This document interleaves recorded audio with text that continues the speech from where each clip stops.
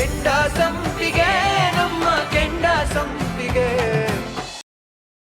ಅಮ್ಮ ನೀ ಸಮಾಧಾನ ಮಾಡ್ಕೊಮ್ಮ. ನೀನು ಅವನಿಗೆ ಚಿಕ್ಕ ಮಗುನ ಅಷ್ಟೊಂದು ಭಯ ಬೀಳಕ್ಕೆ. ಏನೋ ಒಂದ್ ಸೀಕ್ರೆಟ್ ಮೀಟಿಂಗ್ ಇರ್ಬೋದು, ಅದಕ್ಕೋಸ್ಕರ ನೆಟ್ವರ್ಕ್ ಸಿಗದೆ ಇರೋ ಜಾಗಕ್ಕೆ ಹೋಗಿರ್ಬೋದು. ಅವ್ನ್ ಯಾವತ್ತಾದ್ರೂ ಈ ತರ ಎಲ್ಲ ಮಾಡಿದನ? ಅದಕ್ಕೆ ಕಣೋ ಗಾಬರಿ ಆಗ್ತಿರೋದು. ಹೌದಮ್ಮ, ಅವ್ನ್ ಯಾವತ್ತೂ ಈ ತರ ಮಾಡೇ ಇಲ್ಲ. ಅಕಸ್ಮಾತ್ ಅವ್ನು ಎಲ್ಲೇ ಹೋಗೋದಿದ್ರು ನಿಮ್ಗೆ ಹೇಳಿನೇ ಹೋಗ್ತಾನೆ. ಬಟ್ ಇವತ್ತಾಕೆ ಈ ತರ ಮಾಡ್ದ ಅಂತ ಗೊತ್ತಾಗ್ತಿಲ್ಲ. ಜಯರಾಮ, ನನಗೆ ಯಾಕೋ ತುಂಬಾ ಭಯ ಆಗ್ತಿದೆ ಕಣೋ. ಎಲ್ಲಿಗೋ ಹೋಗೋದು, ಎಲ್ಲಿ ಹುಡ್ಕೋದು? ಅಮ್ಮ, ಇನ್ನೊಂದ್ ದಾರಿ ಇದೆ. ಮಂತ್ರಿಗಳು ಆಸ್ಪತ್ರೆಯಲ್ಲಿ ಇದ್ದಾರಲ್ಲ, ಅಲ್ಲಿಗೆ ಹೋದ್ರೆ ಅವ್ರಿಗೇನಾದ್ರೂ ಗೊತ್ತಿರ್ಬೋದಲ್ವಾ? ಹಲೋ, ರಾತ್ರಿ ಇಲ್ಲಿ ಕೆಟ್ಟ ಎಡೆ ಕೊಡ್ಬೇಡ. ಮಂತ್ರಿಗಳನ್ನ ನೋಡಕ್ಕೆ ನಮ್ಮನ್ನ ಬಿಡ್ತಾರ ಒಳಗಡೆ. ನಾವು ತೀರ್ಥನ್ ಕಡೆಯವ್ರು ಅಂತ ಹೇಳಿದ್ರು ಕೂಡ ಒಳಗಡೆ ಬಿಡಲ್ಲ, ಅಷ್ಟೊಂದು ಟೈಟ್ ಸೆಕ್ಯೂರಿಟಿ ಇರುತ್ತೆ. ಅರೆ, ಅಲ್ಲಾರು ಪೊಲೀಸರು ಇದ್ದಂಗಿದ್ದಾರೆ. ಒಂದ್ ನಿಮಿಷ ಇರಮ್ಮ, ಸೈಡ್ಗೆ ಹಾಕ್ತೀನಿ. ಸರ್, ಆ ಥರ ಏನೂ ಸಮಸ್ಯೆ ಇಲ್ಲ ಸರ್. ಪ್ರತಿ ಗಾಡಿನೂ ಚೆಕ್ ಮಾಡ್ತಾ ಇದ್ವಿ. ಆ ಗಾಡಿ ನಿಲ್ಸ್ರೆ, ಕರ್ಕೊಂಬಂದ್ರೆ. ಹಾಂ, ಆಯ್ತು sir. I call back sir. Right right sir, right. ಯಾರು ನೀವು? ಸರ್, ನನ್ನ ಹೆಸರು ಜಯರಾಮ್ ಅಂತ. ಕೇಶವ್ ಸ್ಟೀಲ್ಸ್ ನ ಓನರ್ ಕೇಶವ್ ಪ್ರಸಾದ್ ಇದಾರಲ್ಲ, ಅವ್ರ ದೊಡ್ಡ ಮಗನ. ಎಲ್ಲಿಂದ ಬರ್ತಾ ಇದ್ದೀರಿ? ಸರ್, ನನ್ ಮಗ ಕಾಣಿಸ್ತಾ ಇಲ್ಲ ಸರ್. ಎಲ್ಲ ಕಡೆ ಹುಡುಕಿದ್ವಿ ಸರ್. ಅವ್ನ್ ಫೋನು ಸ್ವಿಚ್ ಆಫ್ ಅಲ್ಲಿದೆ. ಅವನ್ ಮೇಲೆ ಅಟ್ಯಾಕ್ ಬೇರೆ ಆಗಿದೆ. ದಯವಿಟ್ಟು ಅವ್ರನ್ನ ಹುಡ್ಕೊಡಿ ಸರ್, ಪ್ಲೀಸ್. ಅವ್ರ ಫೋಟೋ ಏನಾದ್ರು ಇದೆಯಾ? ಸರ್, ನಮ್ ಶ್ರೀದೇವಿ ಕಾಲೋನಿ ಕಾರ್ಪೊರೇಟ್ರು, ಹೆಸರು ತೀರ್ಥಂಕರ್ ಪ್ರಸಾದ್ ಅಂತ. ಇವ್ರವ್ರ ತಾಯಿ. ಓ, ಕಾರ್ಪೊರೇಟ್ರು. ಅದೇ ಮಿನಿಸ್ಟ್ರಿಗೆ ಚಾಕು ಹಾಕಿದ್ರಲ್ಲ, ಆ ಏರಿಯಾದವ್ರಾ? Exactly sir. ಆಕ್ಚುಲಿ ತೀರ್ಥ ಬೆಳಿಗ್ಗೆ ಪ್ರಚಾರಕ್ಕಂತ ಹೋಗಿ ವಾಪಸ್ ಬಂದು ಮತ್ತೆ ಆಚೆ ಹೋದವನು ತಿರ್ಗಾ ಬರ್ಲೇ ಇಲ್ಲ. ಅಟ್ಲೀಸ್ಟ್ ಅವನು ಎಲ್ಲೇ ಹೋಗೋದಿದ್ರು ಅಮ್ಮನ್ಗೆ ಇನ್ಫಾರ್ಮ್ ಮಾಡಿ ಹೋಗ್ತಾನೆ. ಈ ಸರಿ ಏನು ಇನ್ಫಾರ್ಮ್ ಮಾಡದೆ ಹಾಗೆ ಹೋಗಿದ್ದಾನೆ. ಹೌದು ಸರ್, ಅವ್ನ್ ಯಾವತ್ತೂ ಫೋನ್ ಸ್ವಿಚ್ ಆಫ್ ಮಾಡ್ಕೊಂಡೇ ಇಲ್ಲ ಸರ್. ಇವತ್ತು ಅವನ್ ಫೋನು, ಅವ್ನ್ PA ಫೋನು ಎಲ್ಲ ಸ್ವಿಚ್ ಆಫ್ ಅಲ್ಲಿದೆ ಸರ್. ಸರ್, ನಾವು ಪಾರ್ಟಿ ಆಫೀಸ್ ವರ್ಗೂ ಹೋಗಿದ್ವಿ ಸರ್. ಮೀಟಿಂಗ್ ಮುಗಿಸ್ಕೊಂಡು ಸಂಜೆನೆ ಹೊರಟೋದ್ರು ಅಂತ ಹೇಳಿದ್ರು ಸರ್. ನಮಗ್ ಗೊತ್ತಿರೋ ಜಾಗದಲ್ಲೆಲ್ಲ ಹುಡುಕಿದ್ವಿ, ಎಲ್ಲೂ ಸಿಕ್ಕಿಲ್ಲ ಸರ್. ಪ್ಲೀಸ್, ಹೇಗಾದ್ರೂ ಮಾಡಿ ಹುಡ್ಕೊಡಿ ಸರ್. ಗಲಾಟೆ ಬೇರೆ ಆಯ್ತು. ಈಗ ಸಾಹೇಬ್ರೆ ಬೇರೆ ಕಾಣಿಸ್ತಿಲ್ಲ ಸರ್. ಅದಕ್ಕೆ ನಮ್ಮೆಲ್ರಿಗೂ ಭಯ. ಸಂಬಂಧಪಟ್ಟ ಪಕ್ಷದವ್ರ ಹತ್ರ ಏನಾದ್ರು ವಿಚಾರಿಸಿದ್ರ? ಯಾರನ್ ಕೇಳ್ಬೇಕು, ಏನ್ ಕೇಳ್ಬೇಕು ಒಂದು ಗೊತ್ತಾಗ್ತಿಲ್ಲ ಸರ್. ಸರ್, ಮಂತ್ರಿಗಳು ಆಸ್ಪತ್ರೆಯಲ್ಲಿದ್ದಾರೆ. ಅವ್ರನ್ನ ಕೇಳಿದ್ರೆ ಏನಾದ್ರೂ ವಿಷಯ ತಿಳಿಬೋದಾ? ಅದು ಕಷ್ಟ. ಕಾಣೆಯಾಗಿ 24 ಗಂಟೆವರೆಗೂ ಕೇಸ್ನ ರಿಜಿಸ್ಟರ್ ಮಾಡೋದಕ್ಕಾಗಲ್ಲ. ಅದ್ರ ಹೊರತಾಗಿ ನಾನೇನಾದ್ರೂ ಸಹಾಯ ಮಾಡ್ಬೇಕಾದ್ರೆ ಹೇಳಿ ಮಾಡ್ತೀನಿ. ಸರ್, ಅವ್ರ ನಂಬರ್ ಕೊಡ್ತೀನಿ. ಅವ್ರು ಎಲ್ಲಿದ್ದಾರಂತ ಟ್ರೇಸ್ ಮಾಡಿ ಹೇಳ್ಬೋದಾ? ಶೂರ್, ಕೊಡಿ. ತಗೊಳ್ಳಿ ಸರ್. ಹೇಳಿ. 9845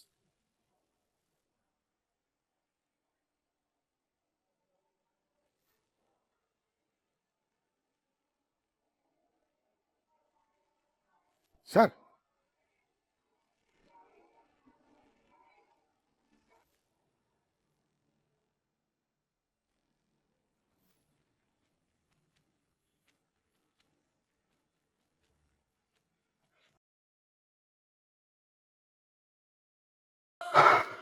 ಸರ್, ಏನಾದ್ರು ಗೊತ್ತಾಯ್ತಾ?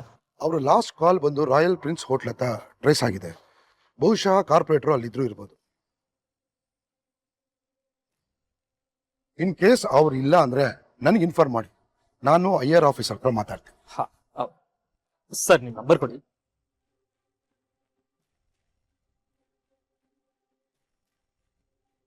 ಅಮ್ಮ, ರೇ, ಬನ್ರಿ ಇಲ್ಲಿ.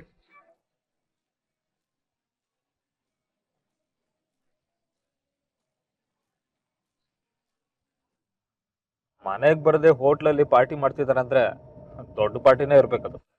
ನಮ್ ತೀರ್ಥ ಆ ಹೋಟ್ಲಲ್ಲಿ ಇದ್ಬಿಟ್ರೆ ಸಾಕು, ನನ್ಗಿನ್ನೇನು ಬೇಡ. ಬೇಗ ಹೋಗೋ. ಇರ್ತಾನಮ್ಮ, ಹೋಟ್ಲ್ ಅಂದ್ಮೇಲೆ ಖಂಡಿತ ಅಲ್ಲೇ ಇರ್ತಾನೆ. ನೀನ್ ಸ್ವಲ್ಪ ಸಮಾಧಾನ ಮಾಡ್ಕೊ. ಜೈರಮ್ಮ, ಹೋಟ್ಲ್ ಇರೋದು ಈ ಕಡೆ, ಆ ಕಡೆ ಯಾಕೋ ಹೋಗ್ತಾ ಇದ್ಯಾ? ಅಮ್ಮ, ನೀನ್ ಸ್ವಲ್ಪ ಸುಮ್ನೆ ಕೂತ್ಕೋತೀಯಾ? ಆ ಹೋಟ್ಲ್ ಅಡ್ರೆಸ್ ನನಗ್ ಗೊತ್ತಿಲ್ವಾ?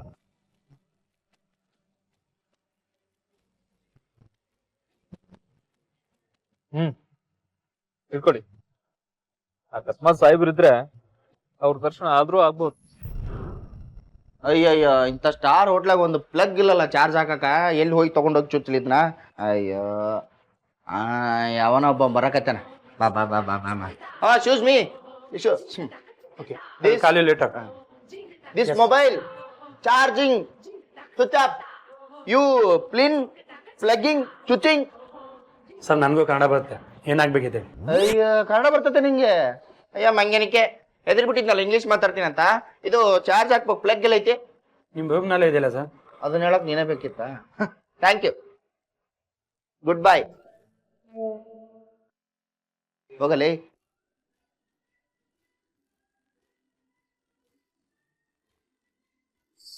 ಹೆಂಗಾರ ಮಾಡಿ ಇವನ ಹತ್ರ ಇವತ್ತು ಚಾರ್ಜ್ ಹಾಕ್ಸ್ಕೊಳ್ಳಬೇಕು. ಚಿಟ್ಟಣ್ಣ,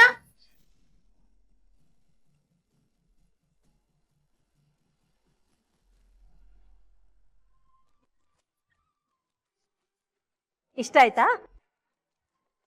ಹಾಗಾದ್ರೆ ನಿನ್ ತಾಳಿನ ಬಿಚ್ಕೊಡು, ಅವರು ಈ ಚೈನ್ಗೆ ಪೋಣಿಸ್ಕೊಡ್ತಾರೆ. ಅಯ್ಯೋ ಬೇಡ ಬೇಡ ಅತ್ತೆ, ಈ ಮಾಂಗಲ್ಯ ಸರನ ನಾನು ಸಾಹೇಬ್ರು ಕೊಡ್ತೀನಿ. ಅವರೇ ಪೂಜೆ ಮಾಡಿ ನನ್ನ ಕುತ್ತಿಗೆಗೆ ಹಾಕೊಡ್ತಾರೆ. ಸರಿ ಸರಿ, ಒಂದ್ ಕೆಲ್ಸ ಮಾಡು, ಅಲ್ಲಿ ದೊಡ್ಡ ಕನ್ನಡಿ ಇದೆ, ಆ ಕನ್ನಡಿನಲ್ಲಿ ಈ ಚೈನು ತಾಳಿನ ಇಟ್ಟು ನೋಡು ಹೇಗ್ ಕಾಣಿಸತ್ತೆ ಅಂತ.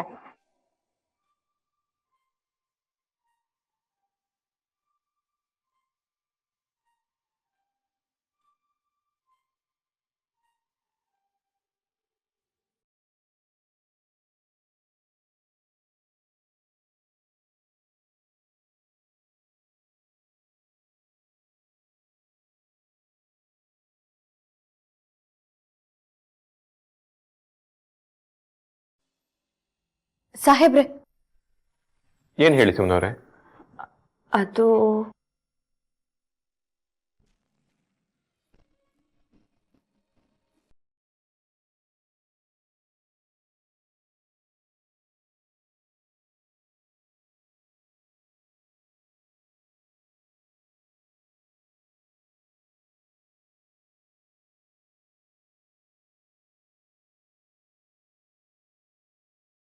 ಏನ್ ಸುಮ್ನವ್ರೆ?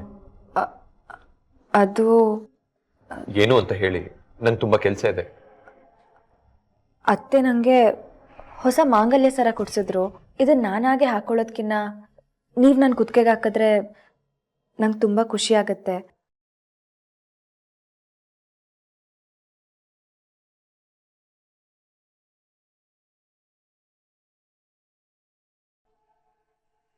ನಮ್ಮ ಮದುವೆ ತುಂಬಾ ವಿಚಿತ್ರವಾಗಿ ನಡೆದೋಯ್ತು.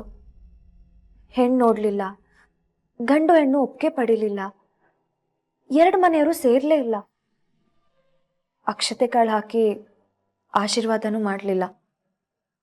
ಆದ್ರೂ ದೇವ್ರು ನಮ್ಮಿಬ್ರನ್ನು ಗಂಡ ಹೆಂಡತಿಯಾಗಿ ಮಾಡಿದಾನೆ. ಇದು ನನ್ನ ಸೌಭಾಗ್ಯ ಅಂತ ಒಪ್ಕೊಂಡು ಕಣ್ಮುಚ್ಚಿ ನಡಿತೀನಿ. ನಿಮಗೂ ನಾನು ನಿಮ್ಮ ಹೆಂಡತಿ ಆಗೋದಕ್ಕೆ ಅರ್ಹಳು ಅನ್ಸಿದ್ರೆ ಇದು ನನ್ನ ಕುತ್ತಿಗೆಗೆ ಹಾಕ್ತೀರಾ?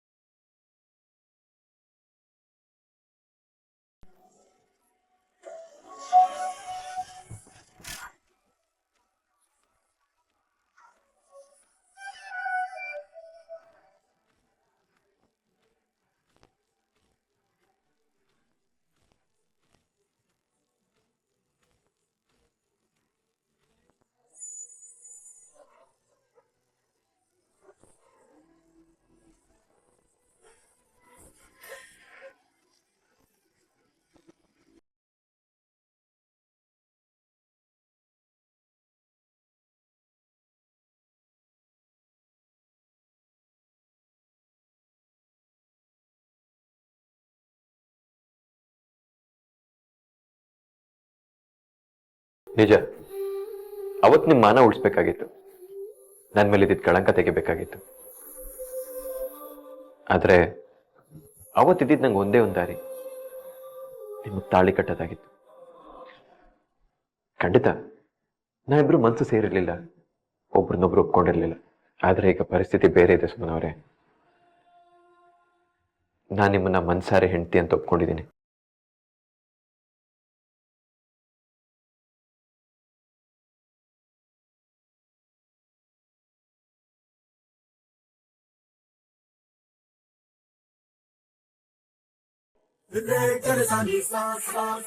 ಅವತ್ತು ಒತ್ತಡದಿಂದ ತಾಳಿ ಕಟ್ತೆ, ಆದ್ರೆ ಇವತ್ತು ನಿಮ್ಮ ಮೇಲೆ ಪ್ರೀತಿಗೆ ತಾಳಿ ಕಟ್ತಾ ಇದ್ದೀನಿ. ನಾನು ನಿಮ್ಮನ್ನ ಮನ್ಸಾರೆ ಹೆಂಡತಿ ಅಂತ ಒಪ್ಕೊಂಡಿದ್ದೀನಿ.